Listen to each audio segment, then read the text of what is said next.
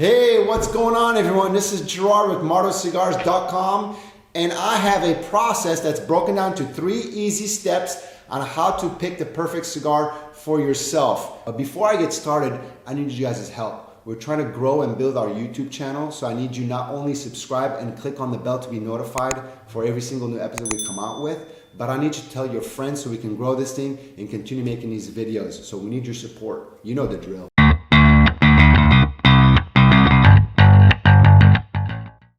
Step 1, we're gonna talk about the strength of the cigar. And I'm gonna share with you a tip I still use today after many years of smoking that gives me some ease when I walk into a cigar shop for the first time.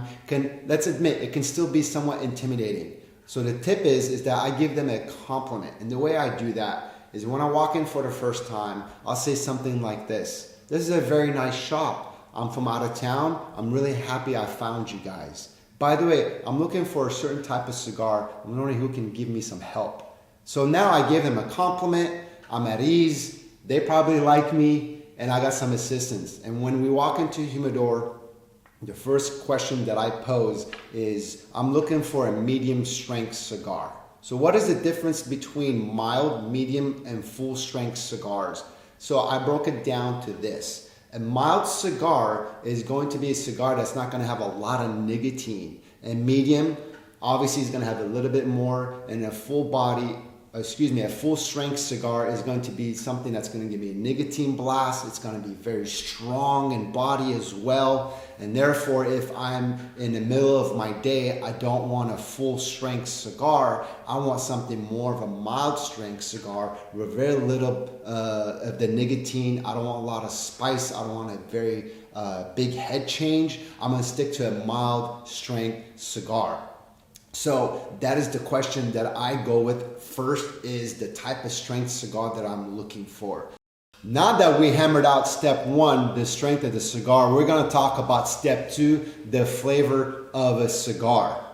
Now we have flavored cigars on the market that can get very specific to cherry, chocolate, and rum. However, in this video, we are talking about handmade premium cigars that are not infused. So the type of natural flavors and hints we're talking about that you'll find in cigars could be something like vanilla, cinnamon, nutmeg, toasted almonds. So we have those aspects of flavored cigars that also give you some creaminess that's very pleasant. Those are going to be the prominent flavors. Then we go right into the earthy hints, which are going to be like cedar, redwood, obviously some earthiness. And that's going to be the other aspect of the flavors of cigars that you're gonna find.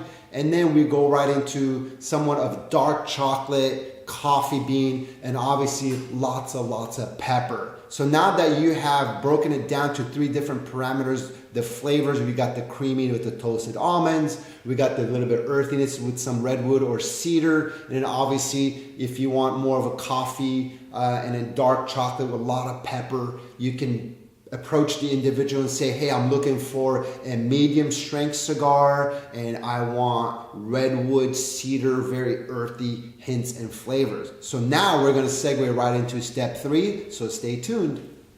Step 3, we're going to talk about the size of a cigar. In this case, back-to-back Connecticut 5x50 and a 6x60. This is going to determine how a cigar is going to burn and how it's going to taste.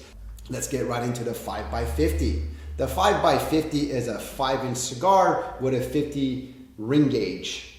And the balance is very good on a cigar like this, but compared to a 6x60 where the filler is a lot more prominent than the wrapper, you're gonna taste more of the filler, so therefore they're gonna burn a little different. This cigar will give you more of the hints of the cigar and it's gonna burn a little bit milder than the Robusto. In order for me to break it down a little bit further, we're going to go into the plant of the cigar. The top portion of a plant of a tobacco plant, I'm being a little repetitive, is called the ligero leaves. Bottom part of that is going to be the viso, then you get into the seco. When you use ligero and seco in a cigar, especially in a smaller ring gauge, you're going to taste more of the ligero than you would in the seco. In a larger ring gauge cigar, you're gonna have a much more balance between the ligero and the seco. The seco always burns a little bit lighter because it's thinner. It helps the consistency of the burn. So to fill up a cigar, you have to balance them out just right. You gotta get interactive, you gotta get out there and smoke and get to know the differences. But we broke it down to you in 3 easy steps: the strength, the flavor, and now we talked about the size. So now you should know how to pick a cigar in 3 easy steps: the strength, the flavor, and the size. And I know that you guys have your own way how to do things. We need you guys to get engaged. Throw me a comment. Let me know, did you like this video? Would you like to see something else that I missed out? Other than that, I'm Gerard. Thanks for watching Mondays with Mardos.